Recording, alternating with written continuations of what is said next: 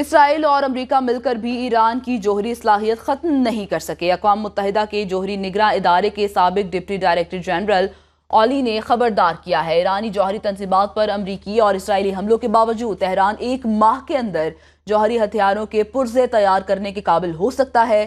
چھوٹی uranium metal laboratory کے ساتھ سینٹری فیوج افسودگی کی سہولت کا امکان موجود ہے، جو 1 ماہ پہلے جوہری ہتھیار کے پارٹس بنانے کے قابل ہے۔ اولی نے ایکس پر ایک پوسٹ میں کہا کہ خوش فہمی میں مبتلا نہیں ہونا چاہیے، ایران کا جوہری پروگرام بدستور خطرہ ہے۔ امریکی صدر ڈونلڈ ٹرمپ نے کہا ہے کہ ایران کے ساتھ اگلے ہفتے مذاکرات ہو سکتے ہیں اور معاہدہ بھی طے پا سکتا ہے۔ ایک بار پھر کہا، گزشتہ ہفتے ایران کی جوہری تنصیبات پر کامیاب حملہ کیا۔ ایران کی جوہری تنصیبات صفحہ ہستی سے مٹ چکی ہیں۔ ایران جوہری ہتھیار حاصل نہیں کر سکتا۔ افسوس ہوتا ہے نیو یارک ٹائمز جیسے اخبار اور CNN جھوٹی خبریں چلاتے رہے ہیں۔ ایران اور اسرائیل کی 12 روزہ جنگ ختم ہو گئی۔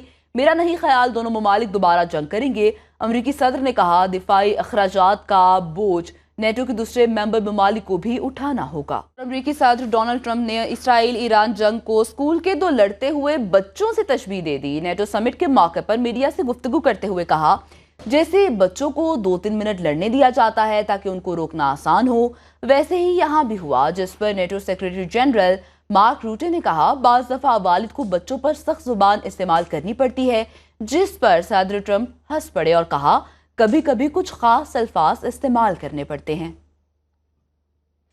امریکی میڈیا نے دعویٰ کیا ہے کہ انٹیلیجنس کے ابتدائی اندازے کے مطابق امریکی حملوں میں ایران کی جوہری تنصیبات تباہ نہیں ہوئیں۔ ایرانی جوہری پروگرام صرف کچھ مہینے پیچھے چلا گیا ہے۔ صدر ڈونلڈ ٹرمپ نے امریکی میڈیا کی رپورٹس کی سختی سے تردید کر دی۔ امریکی صدر نے CNN اور نیو یارک ٹائمز کی خبروں کو جعلی قرار دے دیا۔ امریکی میڈیا کے مطابق ابتدائی انٹیلیجنس رپورٹس میں بتایا گیا ہے کہ گزشتہ ہفتے امریکی حملوں میں ایران کی جوہری تنصیبات کا بنیادی مواد تباہ نہیں ہوا۔ امریکی نیشنل انٹیلیجنس کی ڈائریکٹر تلسی گیبارڈ کہتی ہیں، نئی انٹیلیجنس رپورٹ میں ایران کی جوہری تنصیبات کی تباہی ٹرمپ کی بات کی تصدیق ہے۔ ایران اگر جوہری تنصیبات کی دوبارہ تعمیر کرنا چاہے تو اسے اثر نو تعمیر کرنی ہوگی۔ ایران کو تینوں جوہری تنصیبات کی تعمیر نو میں کئی سال لگ سکتے ہیں۔ پروپیگنڈا میڈیا نے ہمیشہ کی طرح اپنا پرانا حربہ استعمال کیا ہے۔ پروپیگنڈا میڈیا نے خفیہ انٹیلیجنس رپورٹس کے صرف مخصوص حصے جاری کیے۔ پروپیگنڈا میڈیا کا مقصد ٹرمپ کی قیادت اور بہادر فوجیوں کو کمزور دکھانا تھا۔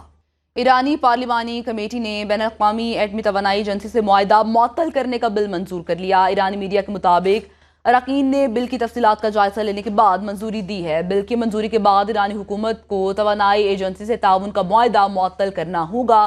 معاہدے کی معطلی کے بعد بین الاقوامی ایٹمی ایجنسی کو ایران کی جوہری پروگرام کا جائزہ لینے کا حق نہیں ہوگا۔